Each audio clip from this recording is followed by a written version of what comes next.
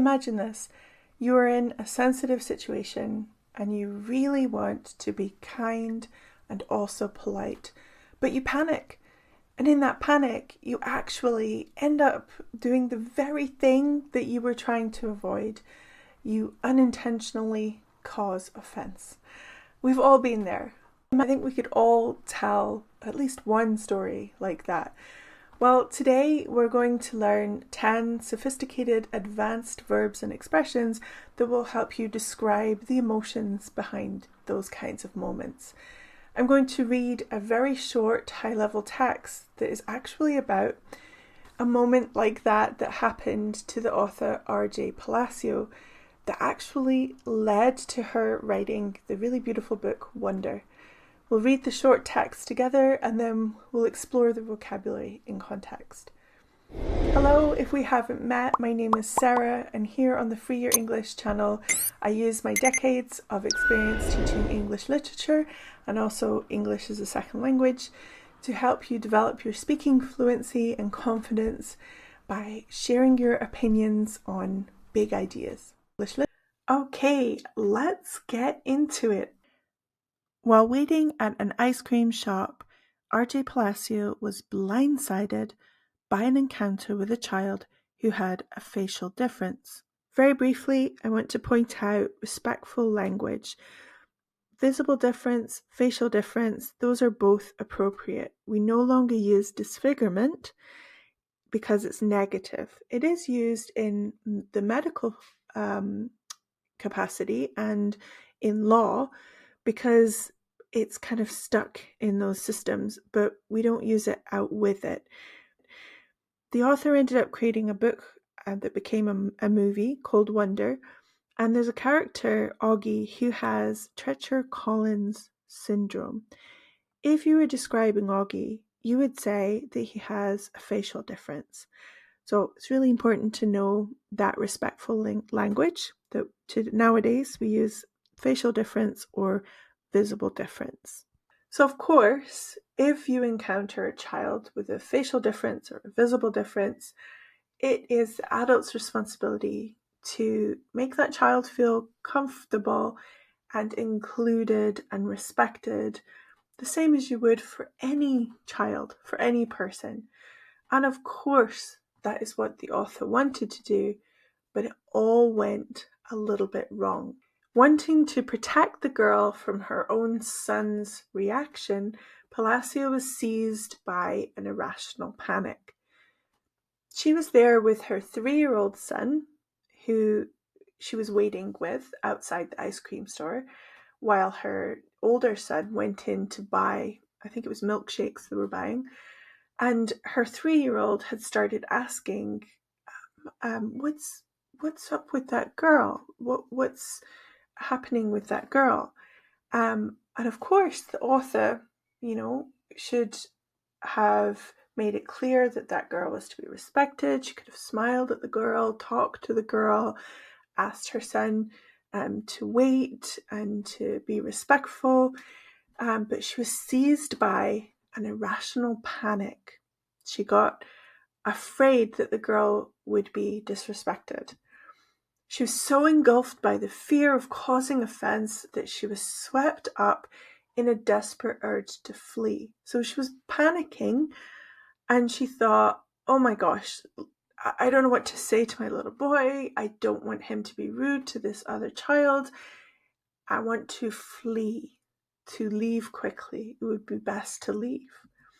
As her son began to act out his confusion, her frantic retreat, so frantic meaning desperate and quick, and retreat meaning leaving, her frantic retreat only exacerbated the tension she was trying to avoid.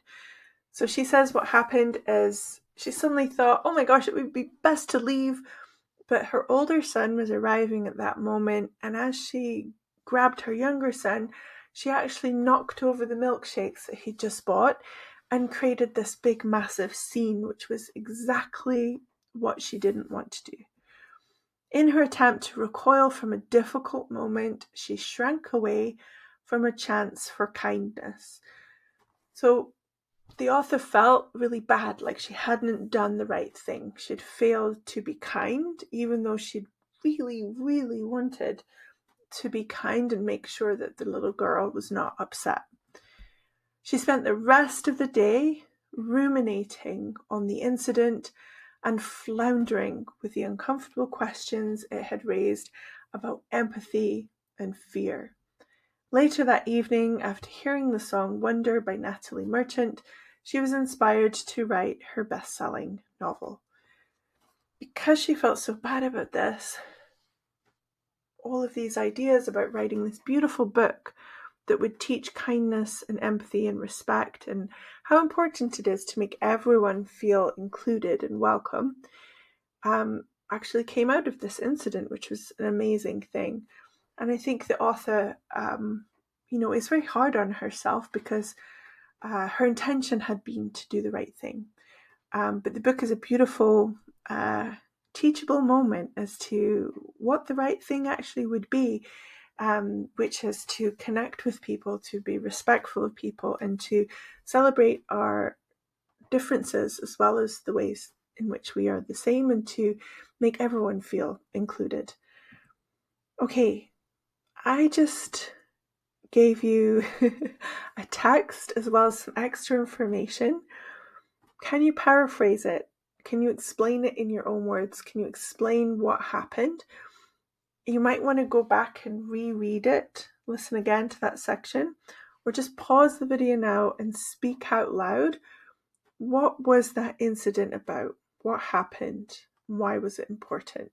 Okay, we're going to go back to this and we're going to look at the vocabulary words. So the first one is blindsided. While waiting at an ice cream shop, RJ Palacio was blindsided by an encounter with a child who had a certain facial difference. What do you think blindsided means? Well, it means to be completely emotionally unprepared for something.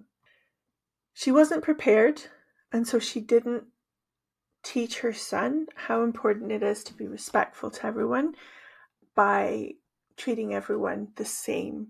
And she was blindsided, so she panicked. So she wasn't emotionally prepared. So if you're blindsided, it means you're stunned or shell-shocked or caught off guard, so caught unprepared, shaken, floored, or overwhelmed. Floored is a really good one, but it is very informal. So you might talk in your personal life about, I was really floored by Jane not inviting everybody to the party. I was surprised in a negative way. I've got some discussion questions here. It would be really good practice for you to pause the video and actually speak out loud your response to the questions. So the first one, have you ever been blindsided by someone's reaction? Remembering that to be blindsided means to be caught unprepared and it has a negative feeling to it. Okay, so the question is, have you ever been blindsided by someone's reaction? Here's my response. I was once blindsided by overhearing a reaction that a teenager had to being gifted a car for their birthday. So the situation was that I was a young teacher, a classroom teacher, and at that time I didn't have a vehicle and I was taking the bus. I actually quite enjoyed it. It was a very scenic route from West Vancouver through over the bridge and into downtown Vancouver and then into Kitts where I lived at the time. Quite beautiful, gorgeous views of the ocean. And usually I would sit and listen to music, but this day I wasn't, and I overheard actually some of my own pupils talking about the fact that one of them was going to be gifted a car for their birthday, which that's a pretty big deal. But I was absolutely blindsided by the fact that this child was not over the moon. They were actually complaining about the type of car and when they would get it. They had a lot of complaints, and they actually moved on to complaining about the place where they lived, which was West Vancouver, which is one of Canada's most richest neighborhoods, and it's stunning. It is absolutely gorgeous, like, you know, objectively gorgeous. It's a beautiful place. And I was just blindsided by the amount of complaints that these children had. But you know what? Teenagers are teenagers. It doesn't matter if you grow up in a stunningly beautiful place. You're still going to look for things to complain about. I can forgive them because they were young and silly. But at the time, I was completely blindsided by it. And I remember thinking, oh my goodness, life is going to be a rude awakening unless you give your mindset a little bit of a shift there. And I was just blindsided by their negativity in the face of all these blessings. Wanting to protect the girl from her own son's reaction, Palacio was seized by an irrational panic. So she wasn't thinking straight. She wasn't thinking with logic. She had an irrational panic. She was seized by an irrational panic. So what does it mean to be seized by something? To suddenly become overwhelmed by a powerful emotion. To be gripped by, overcome by, consumed by, paralyzed by, stricken by, or even frozen by. It means that you are overwhelmed and it's negative. So, for example, she was seized by panic. He was seized by dread, like a feeling of things are going to go wrong. They were seized by fear. So it means that emotion has got hold of you, and as a result, you're not thinking clearly, and so you're not making logical decisions. Question: have you ever been seized by panic in a social situation? She was so engulfed by the fear of causing offence that she was swept up in a desperate urge to flee. She was engulfed by the fear. So this is actually quite similar to seized by. It means overwhelmed by, again, but it has this feeling of seized means to grab, like something has grabbed your attention and your logical mind. Whereas engulfed has a connotation, a thought and a feeling of surrounded by something. So we talk about being engulfed by water. If we're in surfing and a big wave comes over us, we say we are engulfed by water. Consumed by, swallowed by, overwhelmed by, submerged in, suffocated by. It's all around us. So we are engulfed by this, and so we are engulfed by a negative emotion. For example, she was engulfed by embarrassment. So it's a negative emotion of feeling embarrassed. He felt engulfed by grief. They were engulfed by uncertainty. So this emotion has taken over us, this negative emotion. Have you ever felt engulfed by embarrassment? Describe a time that happened. She was so engulfed by the fear. So this fear had taken over. Engulfed by the fear of causing offence that she was swept up in a desperate urge to flee. So what does it mean to be swept up in something? She was thinking to herself, oh my gosh, I don't want to be rude. I don't want to do the wrong thing. It would be best to leave. Swept up in means to become emotionally carried away by a feeling or situation. So she was swept up in the fear, but you could be swept up in something positive. It could be positive or negative. It means carried away by, caught up in, overtaken by, absorbed in, overwhelmed by. Examples: he got swept up in the excitement. If you look at the picture of the woman with their hands like this, she's swept up in a celebration of some kind, maybe like New Year's, you get swept up in the emotions, positive emotions of New Year's. So it could be positive, like excitement, or it could be negative, to be swept up in panic or swept up in chaos. Okay, can you describe a time, or rather, have you ever been swept up in a moment emotionally. Because we've had so many negative words, perhaps describe a positive moment where you were swept up in the positive emotions of the moment. As her son began to act out his confusion, her frantic retreat only exacerbated the tension she was trying to avoid.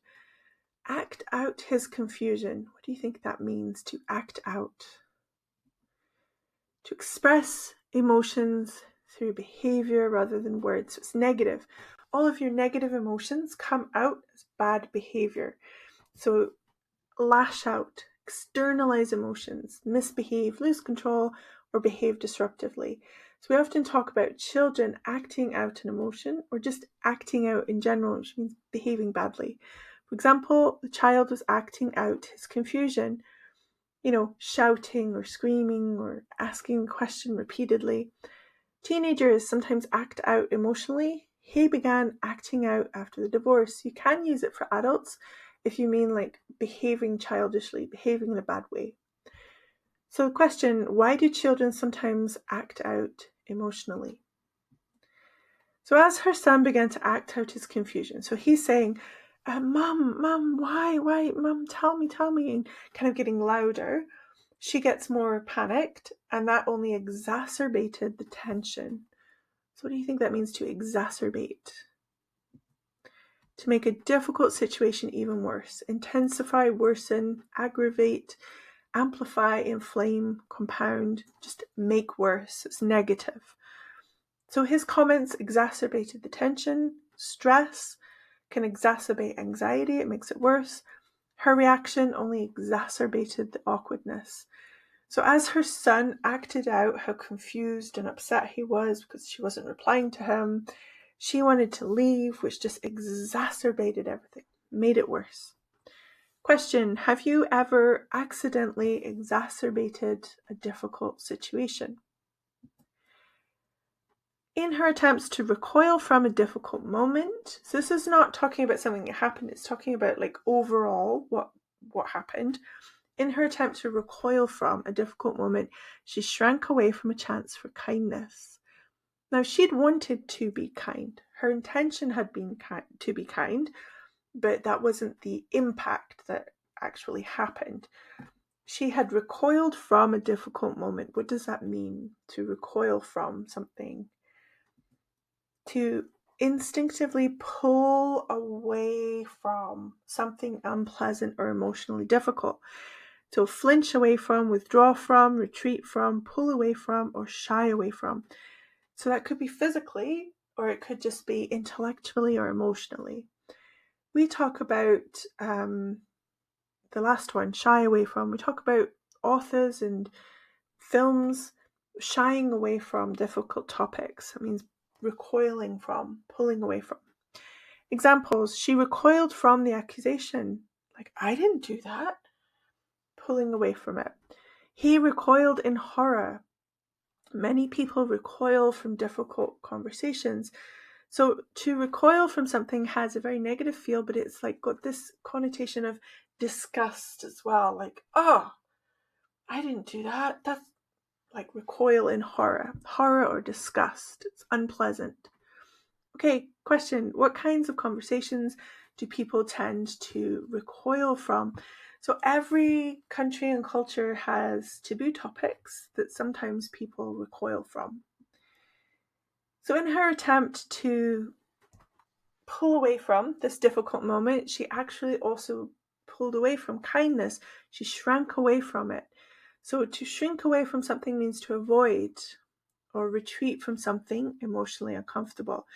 Retreat from, withdraw from, avoid, evade, shy away from.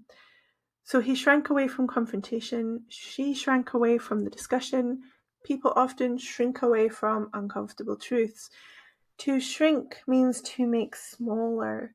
So if you shrink away from a difficult topic, that means you make yourself smaller. You weaken yourself rather than being brave and empowered and speaking about it. So yeah, to shrink away from, to make yourself smaller and to avoid something. Have you ever shrunk away from a difficult moment? Then, after all this happened, she spent the rest of the day ruminating on the incident. What do you think that might mean? The rest of the day ruminating on the incident. Well, it means to think deeply and repeatedly about something, often in an emotionally unhealthy way. Kind of like, oh, I can't believe I didn't just speak to the girl and tell my son to be quiet. I can't believe I did that. I was trying to do the best thing and it was the worst. Oh my goodness. And you just go round and round. So obsess over, dwell on, brood over, agonize over, fixate on, perseverate, get stuck on it. For example, she kept ruminating on the argument. He spent weeks ruminating on his mistakes. It's easy to ruminate on embarrassing memories, to think about something negative. Do you tend to ruminate on embarrassing moments, or do you get over it pretty quickly? That's a question that it would be great to speak out loud your answer to it. So she thought about it over and over, and she was floundering with the uncomfortable questions it had raised about empathy and fear. To flounder means to struggle awkwardly or emotionally without knowing what to do, to struggle, stumble, panic, lose composure, falter, or become overwhelmed. So she was floundering. She was a little bit stuck, floundering with uncomfortable questions. So she was floundering socially after the misunderstanding. He floundered when the conversation became emotional. Many people flounder in uncomfortable social situations. You can flounder, so to struggle emotionally in a conversation, or flounder with an idea in your own head, or you might flounder with a stage of your life. For example, it's really common to flounder a little bit between graduating from university or college and getting a job. Like maybe it takes longer than you imagined to get a job and you feel a little bit stuck. You might say, oh, I'm struggling a bit. I'm floundering. I'm not sure what to do. Okay, question. Have you ever floundered in a social situation? And then at the end of all of it, later that evening, after hearing the song Wonder by Natalie Merchant, which I'll link in the description, she was inspired to write her best-selling novel. Okay, so here's an overview of everything. You could screenshot this if you wanted to, or just find it in the chapter notes. So you've got some new vocabulary words. I've given you some speaking prompts. If you want to go a stage further, grab my active vocabulary coach. It is a custom GPT chatbot that helps you immediately use new words in context. You can find the link in the description below. I think it's beautiful how RJ Palacio took a moment that she was deeply ashamed of and transformed it into a story that has helped so many people think more empathetically about visible differences, disabilities, and just human connections and what it means to be kind. If you'd like to explore that novel, read that powerful story, you might want to check out my book review of the novel Wonder, where I briefly discuss the themes and the impact of it, and why I think it's a really interesting and valuable book for English learners to pick up. You can find that here. Thanks for watching. I'll see you in the next one.